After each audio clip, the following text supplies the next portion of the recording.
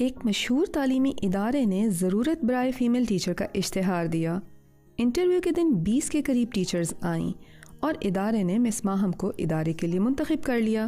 اگلے دن کلاس لینے سے پہلے ماہم نے ادارے کے سربراہ سے کہا، کل مجھے منتخب کرنے سے پہلے آپ سب نے میری جانچ کی اور آج جب آپ سب میری قابلیت سے مطمئن ہیں تو میں آپ کے ادارے کی جانچ کرنا چاہوں گی۔ یہ سن کے ادارے کے سربراہ چونک گئے، لیکن کیوں اور کس لیے؟ یہ سن کر وہ مسکرانے لگیں اور انہوں نے کہا، آپ نے میرا انٹرویو کیوں لیا تھا؟ تاکہ ہم جان سکیں کہ آپ میں ہماری اسٹوڈنٹس کو پڑھانے کی اہلیت موجود ہے یا نہیں۔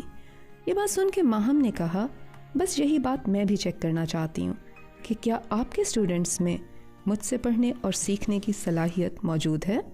ٹیچر کا چیلنج سن کے تعلیمی ادارے کے سربراہ گڑبڑا گئے، لیکن وہ اسے کلاس روم میں لے گئے، جہاں اس ٹیچر نے کلاس میں داخل ہوتے ہی سب اسٹوڈنٹ سے کہا، میں آپ کی نئی کیمسٹری ٹیچر ہوں، آج ہمارا پہلا دن ہے، اس لیے آپ سب اسٹوڈنٹس مجھ سے اپنے سبجیکٹ کے بارے میں کچھ بھی پوچھ سکتے ہیں۔ یہ سن کے کلاس میں بچے ایک دوسرے کو دیکھنے لگے، کیونکہ آج تک کسی ٹیچر نے ایسا نہیں کہا تھا کہ آپ لوگ مجھ سے کوئی بھی سوال کر سکتے ہیں۔ ہمیشہ ٹیچر نے اسٹوڈنٹس کو کھڑا کر کے کسی نہ کسی سوال کا جواب ہی پوچھا تھا، لہٰذا کلاس میں موجود اسٹوڈنٹس فوری رسپانس نہ کر سکے۔ تھوڑی دیر بعد کچھ اسٹوڈنٹس نے ہمت کر کے چند سوال پوچھے، جنہیں سن کر مس ماہم کو بہت مایوسی ہوئی۔ پھر اس نے اسٹوڈنٹس سے کورس کے متعلق کچھ کویسچنز کیے تو انہیں مزید مایوسی ہوئی، کیونکہ چند رٹے رٹائے جملوں کے علاوہ ان اسٹوڈنٹس کے دماغ میں اپنے کورس کے متعلق کوئی نئی بات نہیں تھی۔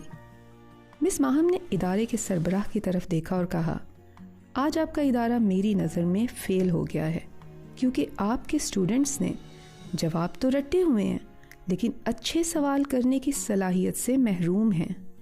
ایسے ادارے سے نکلنے والے بچے بڑا آدمی بننے کے بجائے صرف رٹو طوطے بن کر رہ جاتے ہیں، جو ہر سوال کا جواب کتابوں سے رٹ کر پوزیشن تو لے لیتے ہیں مگر خود سے سوچنے اور بولنے کی صلاحیت سے محروم ہوتے ہیں۔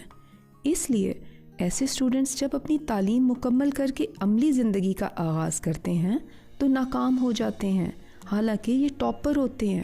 یاد رکھیں، تخلیقی صلاحیت رکھنے والے اسٹوڈنٹس کے پاس کیوں، کیسے اور کہاں جیسے بے شمار سوالات ہوتے ہیں جو انہیں نئے جہان تلاش کرنے میں مدد دیتے ہیں، ان کی صلاحیتوں کو جلا بخشتے ہیں، اور یہی اسٹوڈنٹس عملی زندگی میں اپنی سوچ اور ویژن سے بڑے بڑے مسئلے حل کر لیتے ہیں۔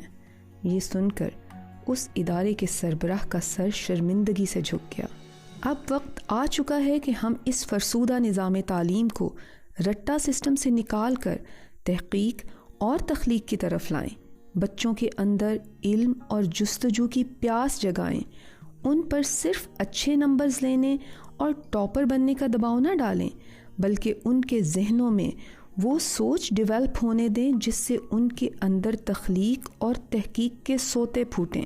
اس لیے اپنے بچوں کو ریس کا گھوڑا نہ بنائیں، انہیں نمبروں کی دوڑ سے نکال کر علم کو عملی طور پر استعمال کرنے کی ترغیب دیں، تاکہ وہ عملی زندگی میں ٹاپر ہونے کے باوجود بھی ناکامی کا منہ دیکھنے پر مجبور نہ ہوں۔